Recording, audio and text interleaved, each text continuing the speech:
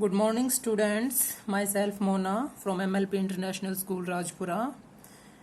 Welcome to our YouTube channel, and let's start your social science class. And in previous video, we have discussed about the petroleum and how to extract the petroleum under the earth's surface. Okay, today we will discuss about natural gas. Let's start. Then students, natural gas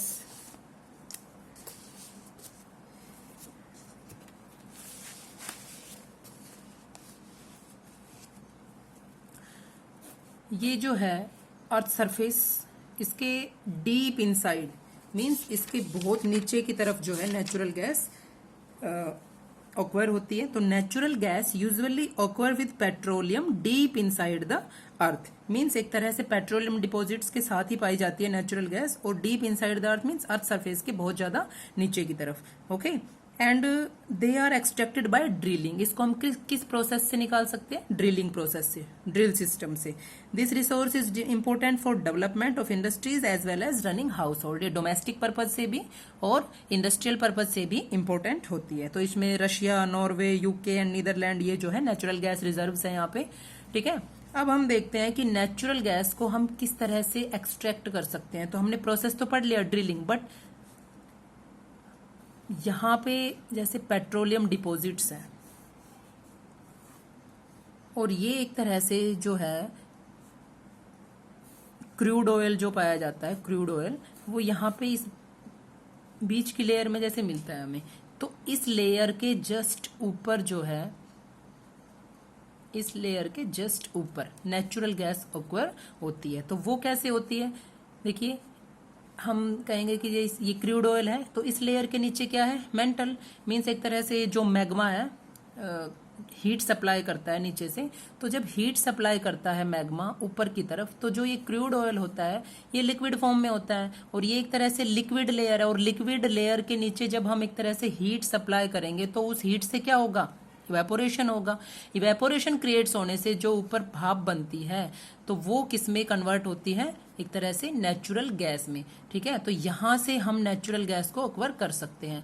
means नीचे plastic deposit, ये petroleum deposits है या crude oil जो ये है, तो ये एक लिक्विड लेयर में होता है। मैंने आपको लास्ट लेक्चर में बताया था कि हम इसको एज इट इज अक्वर नहीं कर सकते यहाँ से, बिकॉज क्योंकि उसको रिफाइन करना पड़ता है। तो ये एक गाढ़ा जो है पदार्थ होता है। तो इसमें हम देखते हैं कि यहाँ से क्रूड ऑयल को नीचे से जब हीट सप्लाई होती है यहाँ से मैग्मा के थ्रू, तो उस हीट सप्लाई होने से यहाँ कंप्लीटली इवेपोरेशन क्रिएट होता है, और उस इवेपोरेशन से नेचुरल गैस बनती है, और उसको हम ड्रिलिंग सिस्टम से ऑक्वर कर सकते हैं। Okay, now we will discuss about hydel power. Hydel power, तो देखो मैंने ये छोटी सी इमेज जो है आपके लिए बनाई है ताकि इजीली आपको समझ आ सके। ओके, तो हाइडल पावर जो है ये भी एक कन्वेंशनल सोर्स ऑफ रिसोर्स है। तो इसमें क्या है कि पावर रिसोर्स जो हाइडल पावर है, हमने बाकी में तो पढ़ा जैसे इलेक्ट्रिसिटी हो गया, तो ऐसे अप्लायंसेस कि भाई जिससे जैसे हम मोबाइल फोन या कुछ भी चार्जिंग पॉइंट, मतलब जहां से भी इलेक्ट्रिसिटी हम वो कर रहे हैं, तो इसमें सबसे पहले first of all 1/4 of world electricity is produced by hydel power. 1/4 electricity जो है वर्ल्ड में वो हाइडल पावर से ही प्रोड्यूस होती है। मींस डैम्स वगैरह से, रिवर्स के वाटर से, जो हम वाटर से इलेक्ट्रिसिटी प्रोड्यूस करते हैं। ठीक है, तो इसमें मतलब 25% आप मान के चलो कि जो इलेक्ट्रिसिटी है वो प्रोड्यूस होती है हाइडल पावर से। ओके, तो इसमें नॉर्वे हो गया, ब्राजील हो गया, इंडिया में भी है जैसे बाखड़ा नंगल गांधी सागर प्रोजेक्ट है, नागार्जुन है। ठीक है, तो यहाँ पे जो है हम देखेंगे कि किस तरह से मोस्टली स्टूडेंट्स पूछते हैं कि वाटर से जो है हम इलेक्ट्रिसिटी प्रोड्यूस कर सकते हैं, वाटर से किस तरह से हम ऑब्टेन कर सकते हैं electricity. Then first of all हमें जैसे ये एक डैम है, तो डैम्स के थ्रू किस तरह से इलेक्ट्रिसिटी प्रोड्यूस होगी? ये डैम जो है एक बैरियर का काम कर रहा है, यहाँ पे इस बैरियर को बना दिया गया है डैम के रूप में। ओके, तो इसके पीछे जो है बहुत सारा पानी स्टोर हो रहा है, और इस स्टोरेज से मींस डैम तो एक ऑब्स्टेकल का काम कर रहा है ऐसे। ठीक है, यहाँ पे तो इसके जो पीछे वाला एरिया है उसमें कंप्लीटली वाटर जो है स्टोर है, और उस स्टोरेज वाटर से जब वो फ्लो कर रहा है यहाँ से, तो उस फ्लो के थ्रू यहाँ पे हमने एक टनल क्रिएट किया है, टनल बनाया है। तो इस टनल में से जब पानी आ रहा है तो बहुत तेज स्पीड है पानी की, ठीक है। और स्पीड में जब पानी आ रहा है तो उसके आगे एक लगाया गया है टरबाइन, और इस टरबाइन के लगाने से जब ये पानी बहुत तेज आ रहा है तो इसकी स्पीड ज्यादा है, स्पीड ज्यादा होने के कारण ये टरबाइन को घुमाता है, पानी की स्पीड से टरबाइन घूमता है, और इस टरबाइन के घूमने से क्या हो रहा है, वहां से इलेक्ट्रिसिटी प्रोड्यूस हो रही है। तो इलेक्ट्रिसिटी के लिए यहाँ से जैसे एक तरह से ये 2 वायर्स लगाए हुए हैं, और ये वायर से जो है ग्रिड सिस्टम तक पहुंचाया गया है। उसके बाद ग्रिड सिस्टम से उसको जैसे पोल्स वगैरह पे हम ले जा सकते हैं, और इस तरह से इलेक्ट्रिसिटी हम प्रोड्यूस करते हैं। मीन्स डैम एक बैरियर का काम कर रहा है, पानी फ्लो कर रहा है तेजी से, टनल से जब पानी आ रहा है तो आगे एक टरबाइन लगाया गया है, और उस टरबाइन के तेज घूमने से उसमें से एक तरह से हीट सप्लाई हो रही है, इलेक्ट्रिसिटी प्रोड्यूस हो रही है, और उसको ग्रिड सिस्टम तक ले जाने के बाद पोल्स वगैरह के थ्रू इलेक्ट्रिसिटी को प्रोड्यूस किया जा सकता है, ठीक है। और उसके बाद हम कहेंगे कि अगर टनल से पानी आ रहा है, टरबाइन घूम रहा है, तो वो पानी आगे कहाँ जा रहा है, तो ये जो है आगे एक तरह से कैनल्स वगैरह के थ्रू, नहरों वगैरह के थ्रू इरिगेशन पर्पज से यूज किया जाता है, ठीक है, खेतों वगैरह में। तो इस तरह से हम देख सकते हैं कि हाइडल पावर हमने इस तरह से हम ऑब्टेन कर सकते हैं। Okay, now we will discuss about our second topic, second power resource, non-conventional resources. What is the difference between conventional and non-conventional resources? Then conventional resources का हमने पढ़ा है कि जो एक लॉन्ग टाइम से, मीन्स एक लंबे टाइम से जिसको हम यूज करते आ रहे हैं, तो यूज तो हम कर रहे हैं, बट उसमें कन्वेंशनल मीन्स एक कन्वेंशनल रूप से है वो कि उसको हम स्टार्टिंग से उस चीज को यूज करते आ रहे हैं। लेकिन जो नॉन कन्वेंशनल रिसोर्सेज है वो एक तरह से जैसे कि विंड हो गया, इट इनएग्जिस्टेबल होते हैं, मीन्स कभी खत्म ना होने वाले। Wind, air, water, tide, geothermal energy which are used for generating power, जिसको पावर जनरेट करने के लिए यूज किया जाता है। तो इसमें हम एक एक करके इसमें पढ़ लेते हैं। तो फर्स्ट है सोलर एनर्जी, okay,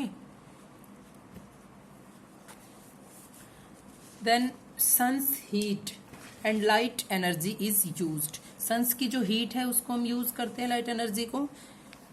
जैसे सोलर एनर्जी हम उसको एक तरह से स्टोर कैसे करते हैं, सोलर सेल्स प्रोड्यूसेस एनर्जी। जो सोलर सेल्स होते हैं उसको हम बोलते हैं, मतलब बहुत सारे सोलर सेल्स मिलके एक सोलर प्लेट बनाते हैं, और उस सोलर प्लेट में क्या होता है, फोटोवोल्टाइक सेल्स यूज होते हैं। और वो सेल्स क्या होते हैं कि हीट जो होती है सन की, तो उसको एक तरह से स्टोर करते हैं।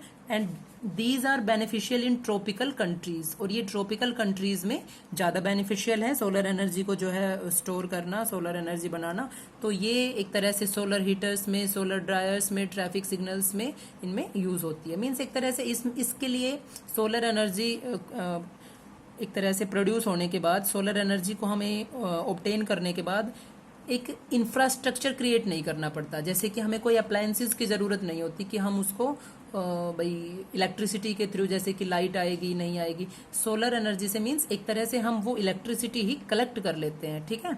तो ये ट्रॉपिकल कंट्रीज में क्यों बेनिफिशियल होता है, बिकॉज वहां पे मैंने आपको लास्ट लेक्चर में भी बताया था कि जो ट्रॉपिक ऑफ कैंसर और tropic of Capricorn 23 and 30 degree half and 23 and 30 degree half, ठीक है, साउथ में और नॉर्थ में दोनों में, इनके बीच का जो एरिया है वो ट्रॉपिकल एरिया है। तो यहाँ पे सनलाइट जो है डायरेक्टली पड़ती है, ठीक है, तो यहाँ पे बहुत ज़्यादा प्रॉब्लम नहीं आती है, और सोलर एनर्जी जो है यहाँ पे एक तरह से स्टोर की जा सकती है। नेक्स्ट है विंड एनर्जी। तो विंड एनर्जी क्या है, नेचुरल फेनोमेनन है। सोलर एनर्जी भी एक नेचुरल फेनोमेनन है, ठीक है, मींस एक प्राकृतिक प्रक्रिया है। इसमें कंप्लीटली हम उसको, मतलब ये नहीं है कि भाई ये खत्म हो जाएगा, हवा चलनी बंद हो जाएगी, सन भी अपनी लाइट को कंटिन्यू हमें प्रोड्यूस करता रहेगा, देता रहेगा। तो ये इनएग्जिस्टेबल सोर्स ऑफ एनर्जी है, और सोलर एनर्जी भी इनएग्जिस्टेबल सोर्स ऑफ एनर्जी है। तो इसमें क्या है कि wind, high speed wind rotates windmill connected to generator and electricity produced. Means ये विंड जो है बहुत ज्यादा स्पीड में होती है, तेज गति से होती है, रोटेट्स विंड मिल। तो एक विंड मिल जो है, पवन चक्की भी जिसको बोलते हैं, ये लगाया जाता है, और इससे क्या है कि ये कनेक्ट होता है जनरेटर से, ठीक है। तो ये एक तरह से बहुत तेज से घूमता है और वहां से भी हम इलेक्ट्रिसिटी प्रोड्यूस कर सकते हैं। मेनली जो है कोस्टल एंड माउंटेनियस रीजन में ये कर सकते हैं ज्यादा, ठीक है। Tomorrow we will discuss about the nuclear energy. Thank you students.